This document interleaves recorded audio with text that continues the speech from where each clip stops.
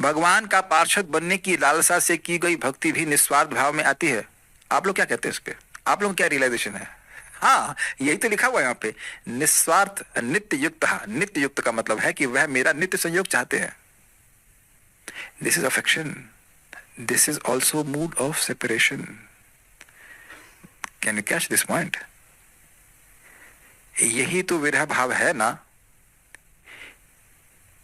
यही तो विरह भाव है ना। जब आप किसी से प्रेम करते हैं, आपका मित्र है या कोई भी है, आपका प्रेमी है, जो कुछ भी है, तो अब उनसे कोई व्यक्ति मिलना चाहता है तो वो दूर है, तभी तो इस तरह की फीलिंग आती है कि भविष्य में उनसे मिल पाऊंगा नहीं। ये हम जो भगवान की लीला सुन रहे हैं वो किस लिए सुनते हैं?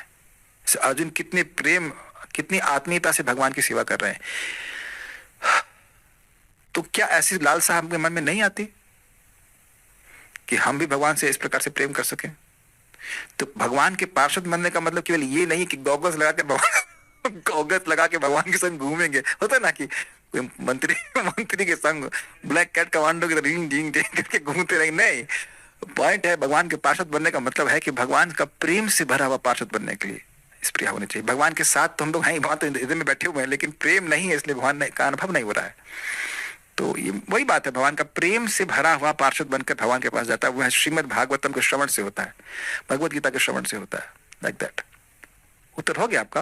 देखिए, निस्वार्थ का मतलब वो इच्छाएं जो भगवान अलाउ किए हैं। तो यहाँ भगवान कह रहे हैं नित्य युक्त मतलब भविष्य में मैं भगवान का सेवक बनूंगा, या सेवक तो हूं, भगवान का पार्षद बनूंगा। इसी करके, ऐसी करके, इच्छा करके व्यक्ति भजन कर रहा है। बिना उद्देश्य के भजन नहीं किया जाता है। यस, अनुकूल न कृष्णानुशीलन अन्य अभिलाषिता शून्यम, यानी अभिलाषिता शून्यम नहीं कहा जा रहा। अभिलाषा ही नहीं होगी तो आप भजन करेंगे ही क्यों? लेकिन अभिलाषा क्या है कि भगवान की, कब मुझे भगवान के नाम में रुचि प्राप्त होगी, कब मैं भगवान का प्रेम कर सकूंगा, कब मैं निस्वार्थ, पूर्णतः निस्वार्थ हो सकूंगा, इस प्रकार की अभिलाषा। यही सच्चा स्वार्थ है। बोल चुके हैं ना उसको, नाते विदु स्वार्थ गति में ही विष्णु। लोग ये नहीं जान रहे कि उनकी वास्तविक स्वार्थ गति भगवान विष्णु है।